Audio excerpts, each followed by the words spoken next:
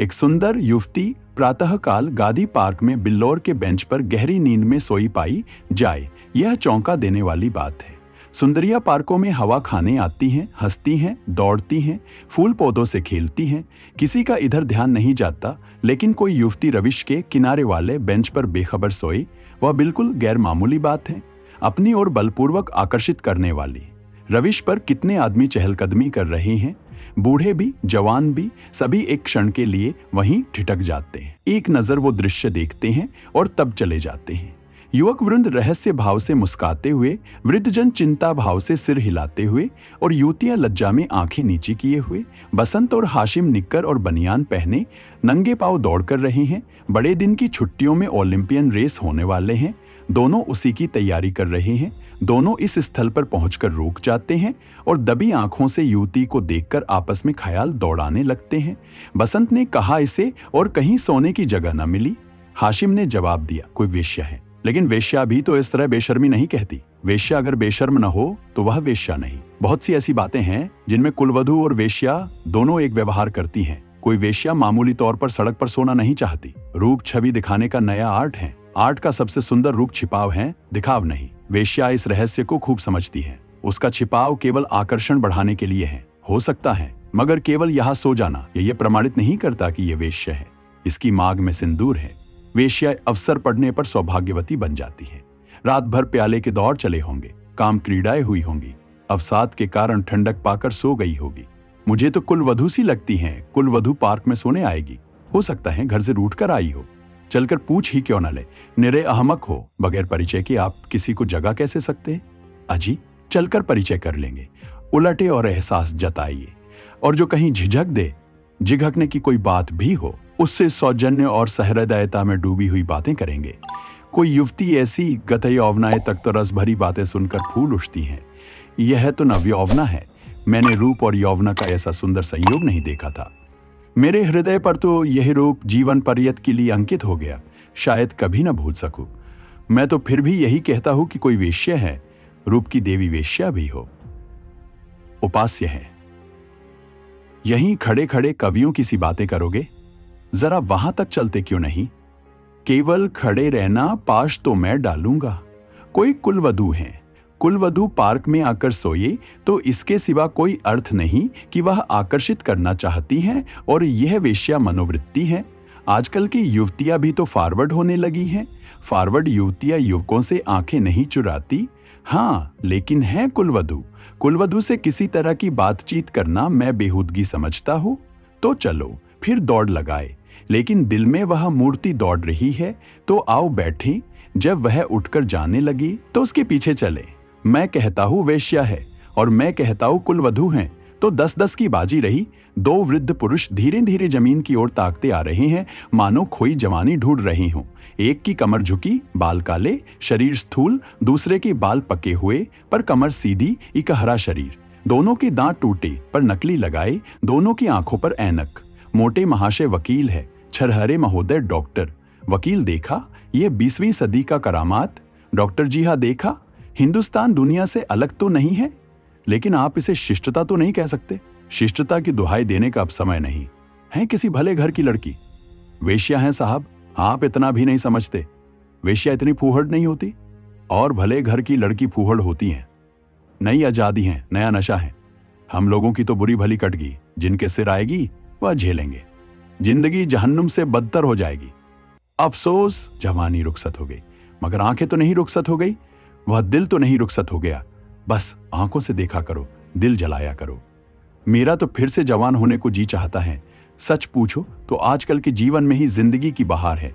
हमारे वक्तों में तो कहीं कोई सूरत ही नजर नहीं आती थी। आज तो जिधर जो हुस्न ही हुस्न के जलवे हैं। सुना, युवतियों को दुनिया में जिस चीज से सबसे ज्यादा नफरत है वह बूढ़े मर्द है। मैं इसका कायल नहीं। पुरुष को जौहर उसकी जवानी नहीं, उसका शक्ति संपन्न होना है। कितने ही बूढ़े जवानों से ज्यादा कड़ियल होते हैं। मुझे तो आए दिन इसके तजुर्बे होते हैं। मैं ही अपने को किसी जवान से कम नहीं समझता। यह सब सही है, पर बूढ़ों का दिल कमजोर हो जाता है। अगर यह बात ना होती तो इस रमणी को इस तरह देखकर हम लोग यूं ना चले जाते। मैं तो आंखों भर देख भी ना सका। डर लग रहा था कि कहीं उसकी आंखें खुल जाएं और वह मुझे ताकते देख लें तो दिल में क्या समझे।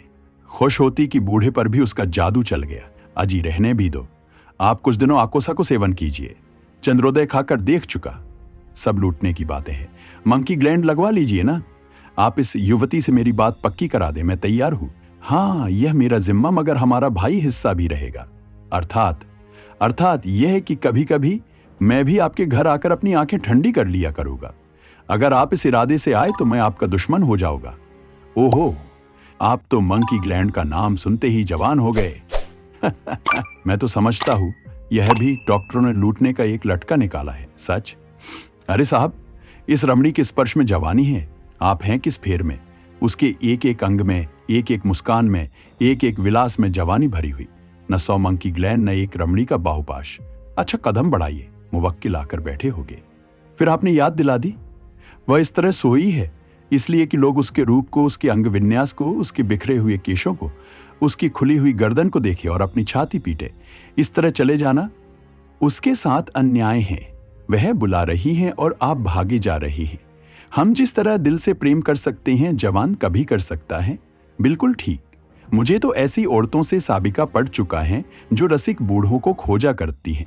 जवान तो छिछोरे, उच्छृंखल, अस्थिर और गर्वीले होते हैं। वे प्रेम के बदले कुछ चाहते हैं, यहां निस्वार्थ भाव से आत्मसमर्पण करते हैं। आपकी बातों से दिल में गुदगुदी हो गई, मगर एक बात याद रखी, कहीं उसका कोई जवान प्रेमी मिल गया तो मिला करे। यहां ऐसों से नहीं डरते। आपकी शादी की कुछ बातचीत थी तो? हाँ थी, मगर जब अपने लड़के दुश्मनी पर कमर बांधे तो क्या हो, मेरा लड़का यशवंत तो बंदूक दिखाने लगा। यह जमाने की खूबी है। अक्टूबर की धूप तेज हो चली थी। दोनों मित्र निकल गए। 2 देवियां, एक वृद्धा, दूसरी नवयौवना, पार्क के फाटक पर मोटर से उतरी और पार्क में हवा खाने आई। उनकी निगाह भी उस नींद की मारी युवती पर पड़ी। वृद्धा ने कहा, बड़ी बेशर्म है। नवयौवना ने तिरस्कार भाव से उसकी ओर देखकर कहा, ठाठ तो भले घर की देवियों के हैं। नवयौवना ने तिरस्कार भाव से उसकी ओर देखकर कहा, ठाठ तो भली घर की देवियों के हैं। बस ठाठ ही देख लो। इसी से मर्द कहते हैं स्त्रियों को आजादी न मिलनी चाहिए। मुझे तो वेश्या मालूम होती हैं।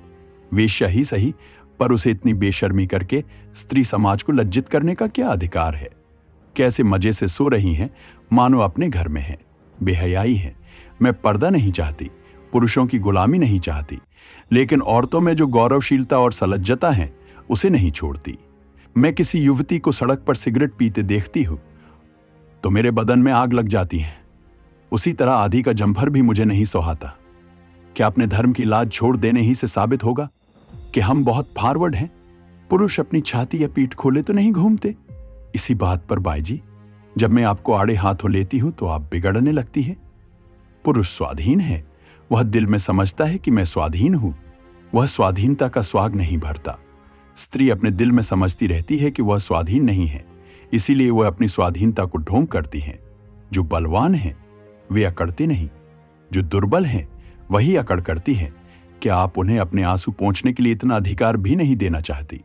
मैं तो कहती हूं, स्त्री अपने को छिपाकर पुरुष को जितना नचा सकती हैं, अपने को खोलकर नहीं नचा सकती। स्त्री ही पुरुष के आकर्षण की फ्रिक क्यों करे? पुरुष क्यों स्त्री से पर्दा नहीं करता? अब मुंह न खुलवाओ मीनू। इस छोकरी को जगाकर कह दो जाकर घर में सोए। इतने आदमी आ जा रहे हैं और ये निर्लज्जा टाग फैलाए पड़ी है। यहां नींद कैसे आ गई? रात कितनी गर्मी थी बाई जी। ठंडक पाकर बेचारी की आंखें लग गई हैं। रात भर यहीं रही हैं, कुछ कुछ बदती हैं। मीनू युवती के पास जाकर उसका हाथ पकड़कर हिलाती हैं।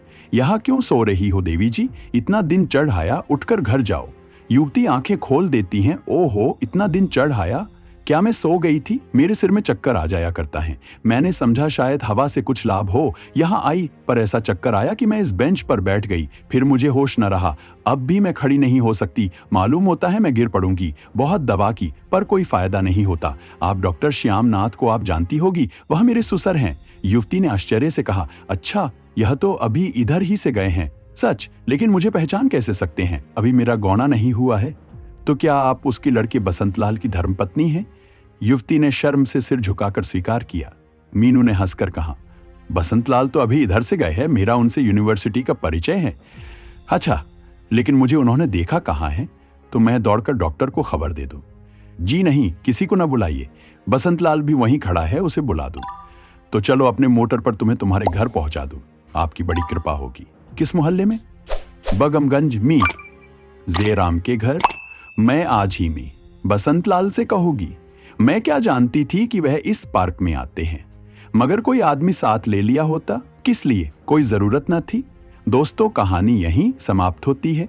अगर आपको कहानी पसंद आई हो तो इसे लाइक करें, अपने दोस्तों के साथ शेयर करें और हमारे चैनल हिंदी वाली स्टोरी को सब्सक्राइब करना न भूलें। धन्यवाद।